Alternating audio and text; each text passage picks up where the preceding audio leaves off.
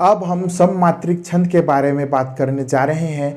तो जो सममात्रिक छंद होता है वह मात्रिक छंद के अंतर्गत ही आता है। मात्रिक छंद 3 प्रकार के होते हैं, सममात्रिक, अर्ध सममात्रिक और विषम छंद। इनमें से ही पहला प्रकार होता है सममात्रिक छंद। तो आइए जानते हैं कि सममात्रिक छंद होता क्या है।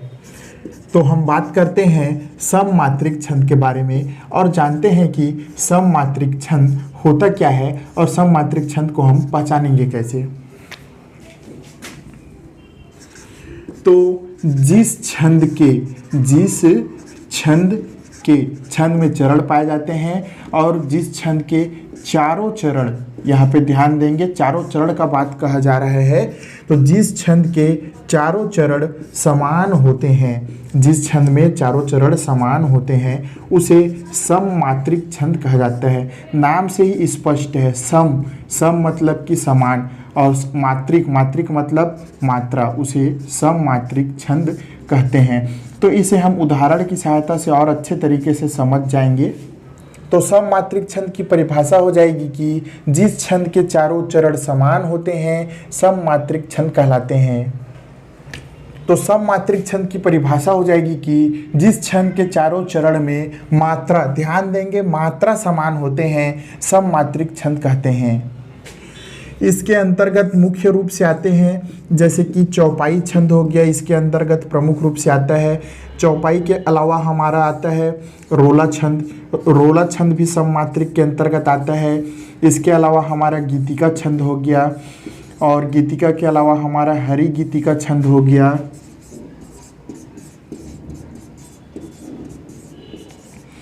हरि गीतिका के अलावा भी बहुत सारे छंद हैं जो सममात्रिक छंद के अंतर्गत आते हैं, लेकिन फिलहाल हम चौपाई के जरिए समझने की कोशिश करेंगे कि सममात्रिक छंद होता क्या है। जैसे कि यहाँ पे आप देख सकते हैं कि मैंने एक काव्य का उदाहरण लिखा है। यह एक छंद है जो कि चौपाई छंद है। यहाँ पर लिखा हुआ यह छंद चौपाई छंद है जिससे आप भली भांति परिचित होंगे। यह एक हनुमान चालीसा का चौपाई है।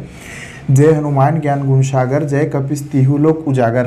तो ये जो दोहा यहाँ पे लिखा हूँ इसमें हम मात्राओं की गणना करेंगे। तो सममात्रिक छंद क्या कहता है कि जिस छंद के चारों चरण में, तो इसमें हम चरण देखते हैं। तो ये वाला हमारा पहला चरण है, ये हमारा दूसरा चरण है, ये लाइन हमारा तीसरा चरण है और ये लाइन हो जाएगा हमारा चौथा चरण। तो कह रहा है कि चारों चरण में मात्रा यानी कि लघु और गुरु की गिनती करेंगे, समान होते हैं, सममात्रिक छंद कहते हैं। तो जैसे चलिए यहाँ पे हम गणना करते हैं। तो यहाँ पे लघु हो गया, लघु लघु लघु, गुरु और लघु। यहाँ पे ज्ञा में आ की मात्रा है, बड़ी आ की मात्रा है इसलिए गुरु। न में क्या कोई मात्रा है, मात्रा नहीं है इसलिए लघु। ग में छोटा ऊ की मात्रा है और जब छोटा मात्रा रहे तो उसे लघु कहते हैं। न में कोई मात्रा नहीं है इसलिए लघु। स में मात्रा है, बड़ी अ की मात्रा है इसलिए यह गुरु।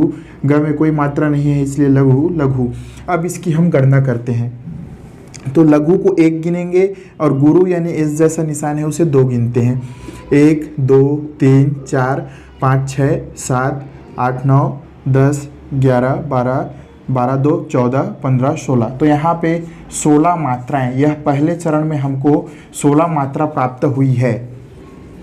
और सममात्रिक छंद का नियम कहता है कि चारों चरण में मात्रा समान हो। इसमें 16 मिला है तो इन चरणों में भी, दूसरे चरण में, तीसरे चरण में, चौथे चरण में 16 मात्राएं ही मिलनी चाहिए। यदि 16 मात्राएं ही मिलेंगी तभी यह सममात्रिक छंद होगा, वरना यह सममात्रिक छंद नहीं होगा। जैसे इसमें देखते हैं, ज में कोई मात्रा नहीं है इसलिए यह लघु, य में कोई मात्रा नहीं है इसलिए लघु, क में भी लघु, प में बड़ी ई की मात्रा है, चूंकि बड़ी मात्रा है इसलिए गुरु। स में लघु, छोटी मात्रा है लघु, बड़ी मात्रा है ओ की मात्रा है इसलिए गुरु। लघु, छोटा ऊ है इसलिए लघु, गुरु, लघु। गणना करते हैं। 1 1 2 2 1 3, 3 और 2 5, 5 1 6, 1 7, 1 8, 2 10, 11 12, 2 14, 15 और 16। यहाँ पर भी 16 मात्राएं हमें प्राप्त हुई है। अब हम तीसरे चरण की भी गणना करेंगे। तो गुरु लघु गुरु लघु लघु लघु लघु लघु लघु लघु गुरु गुरु। अब गणना करके देखते हैं। 2 1 3 2 5 1 6 1 7 8 9 10 11 12 2 14 2 16। यहाँ पर भी हमें 16 मात्रा प्राप्त हो रही है। अभी तक सही चल रहे हैं ना, अभी तक हमें 16 16 16 मात्राएं प्राप्त हो रही है। चौथे चरण में भी हमको 16 मात्रा प्राप्त होनी चाहिए। तो चौथे चरण में भी गणना करके देखते हैं। 2 1 3 3 1 4 5 2 7 8 9 10 11 12 2 14 2 16। इसमें भी हमें 16 मात्राएं प्राप्त हो रही है। मतलब कि इसके चारों चरण में 16 16 मात्राएं हैं, अर्थात ये जो छंद है यह हमारा हो जाएगा सममात्रिक छंद। और सममात्रिक छंद के अंतर्गत अभी हमने चौपाई छंद का उदाहरण देखा है। इसी तरीके से चाहे आप रोला का एग्जाम्पल देखो, गीतिका का देखो, हरि गीतिका का देखो, या फिर और बहुत सारे छंद हैं, उनका भी यदि आप एग्जाम्पल देखेंगे तो उसमें भी चारों चरण में आपको समान मात्राएं ही मिलेगी। जैसे ये देखो, यहाँ पे 16 16 16 मात्राएं हैं, है ना।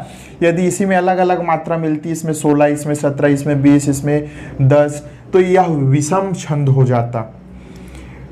अब इसके बाद हम अगले वीडियो में अर्ध सममात्रिक और विषम छंद के भी बारे में बात करेंगे। अधिक जानकारी के लिए डिस्क्रिप्शन में आप लिंक देख सकते हैं।